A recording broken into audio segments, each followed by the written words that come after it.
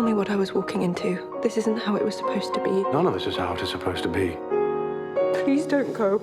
Este es un prueba, mi cielo. Pero usted es fuerte. My name's Luke, and I'm gay.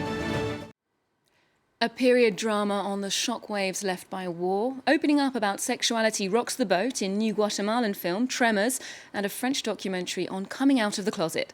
That's all coming up in today's film show. And for all of that, I'm joined by film critic Lisa Nesselson. Hello, Lisa. Hello, Olivia. Now, we're starting with a film called Aftermath. It's set in Germany in 1945, a few months after the end of the war, and it stars Keira Knightley, Alexander Skarsgard, and Jason Clarke.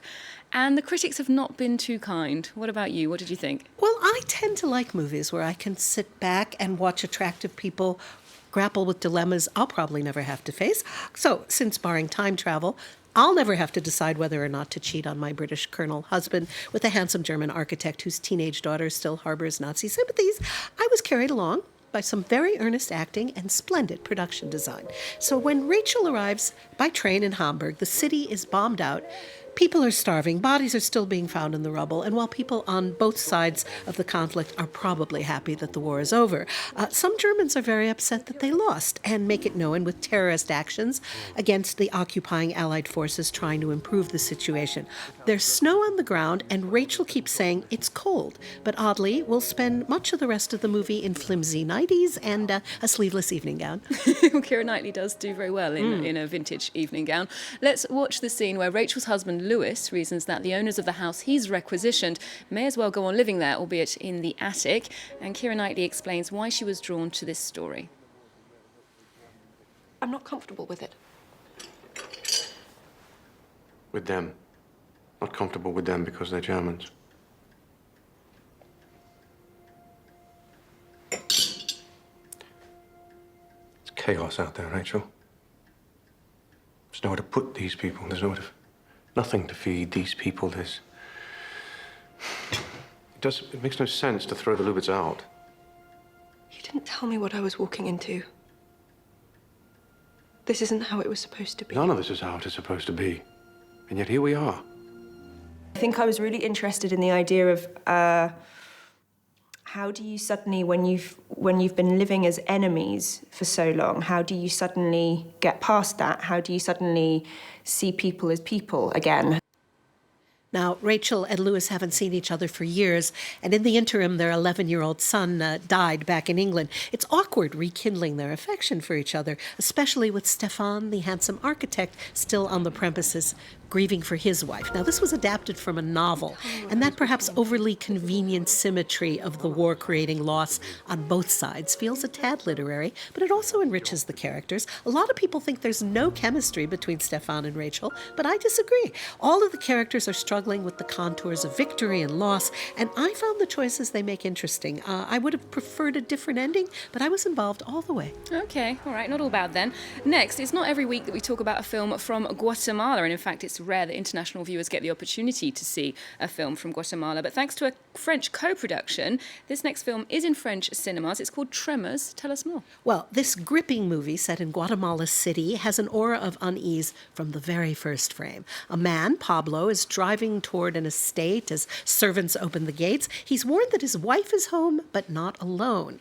Sure enough, his extended family is there, and boy, are they not happy. Has Pablo killed someone? Stolen money? Is he a whistleblower? What could he possibly have done to have his entire family in such a tizzy? Well, it takes a while to find out that although he has a doting young wife and 2 lovely children and a very good job, he's gone and fallen in love with another man, Francesco, an appealing rascal from the other side of the tracks. His very religious family believes that homosexuality is a choice and that there's still time for Pablo to change his mind. Pablo's new romance is such an affront to his relatives that in short order he's denied access to his children because he must be a pedophile, and he's fired and can't get another job. Did you think it would be easy to be a fag? Josh is his boyfriend, a skilled masseur who is not at all conflicted about his nature. Okay, sounds quite tense. Well, let's take a look at Tremors and hear a little more from its director. I met 22 Pablos who told me their stories. I found out that these Pablos created these fronts to hide their shame. going so far as to lying to their wives, so as to have them act as a cover for their secret. And all this was spurred on, encouraged, and approved by their families and the church. El primer paso, que es el más difícil, ustedes ya lo superaron, porque no son afeminados. Este periodo, tratando de quitar las mañas, es el más largo. Esta parte ya está ganada.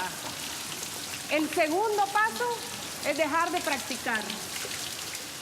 Y el tercer y último paso es regresar hacia las mujeres, hacia la familia, para vivir como manda la palabra.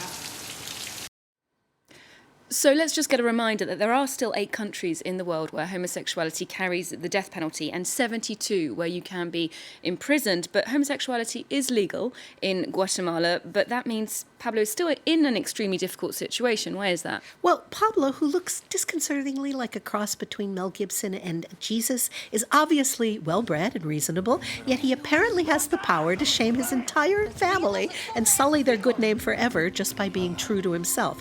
This is an unnerving film about something that should be laughable, but is deadly serious, namely the notion that through religious devotion, homosexual men can be cured.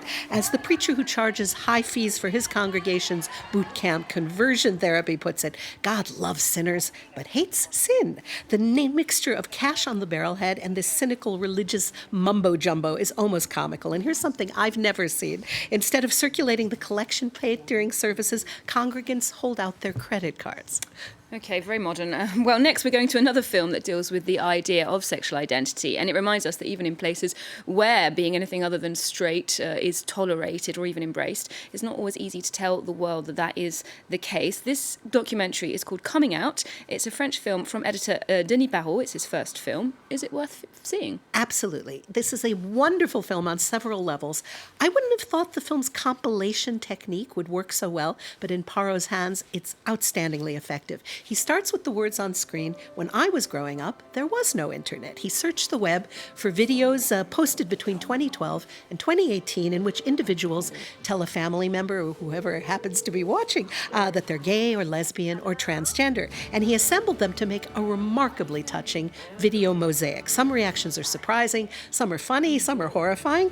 The videos come from all over the world: South Africa, Germany, Russia, Canada, England, the US, Japan. Okay, well, let's get a taste of Coming Out. So I'm about to tell my mom. I'm excited and nervous. I mean, I'm already sure that she knows. But I just feel, I don't know what just happened. I just feel ready. I feel like I can tell her. I just want to feel it, yeah. Mom. Yes, Daniel. I have something to tell you. You're pregnant. No. What? Mom, I don't know how to say this. You're straight? So it looks like quite a touching mosaic, and among those different segments, did you have a favourite one? Oh, well, they all contribute something, but one of my favorites is the nuclear dose of evangelical nuttiness a young man gets when he phones a Baptist church hotline and told to press 6 for information about gay rights, presses 6, and hears a vicious woman's voice shouting that the caller is going straight to hell because God hates fags. He could have pressed the button for Patriot or for donating to the church, but he got the God hates fags recording. How compassionate and constructive. One individual explains that the main reason to declare your sexuality online is so that other people out there who may be wondering if there's anybody else who feels the way they do will know they're not alone. And there are still people who think it's a lifestyle choice. The idea that sexual orientation or even gender is a choice can be easily challenged by asking, when did you choose to be heterosexual, or when did you decide to have brown eyes? Indeed. Well, finally, it's that time of year again. The world's biggest and arguably most important film festival, Cannes, is taking place. And it's a 5-hour train ride from Paris, as we both know. But you've got some tips that suggest that film fans can pretend they're attending the festival while they stay in Paris. Tell us how. Well, Like with so many things in life, for this, it helps to have some money and it helps to understand French. Money to buy movie tickets, and the films from all over the world are subtitled in French. Cannes is essentially a closed trade show for film professionals. There is a glamour component at the evening galas and formal wear, but that's really just a small piece of the event. You won't get in anywhere without a very difficult-to-obtain badge. So if your goal is to see the movies, not the hoopla, then come to Paris for a few weeks instead.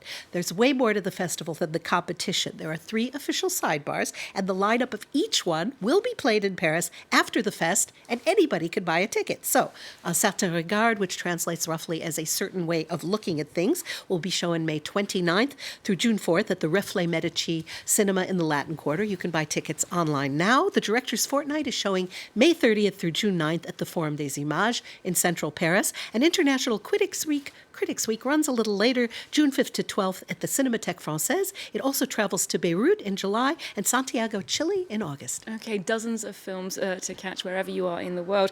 Thank you for joining us, Lisa, this week. We'll leave you with an excerpt from the opening night film at the Cannes Film Festival, The Dead Don't Die, directed by Jim Jarmusch, and that's on general release here in France as of May 14th, so you can see that in the cinema at the same time as The People in formal evening wear. Remember, you can get more movie news on our website. We're also on Twitter, Facebook and Instagram. There's more news coming up on France 24 just after this. You look gorgeous. Oh my. Are you in this together? Flesh-eating zombies. Don't joke, it's really, really creepy. Oh man, this isn't gonna end well. They gravitate towards things they did when they were alive. Coffee. Chardonnay. Did she just say Chardonnay?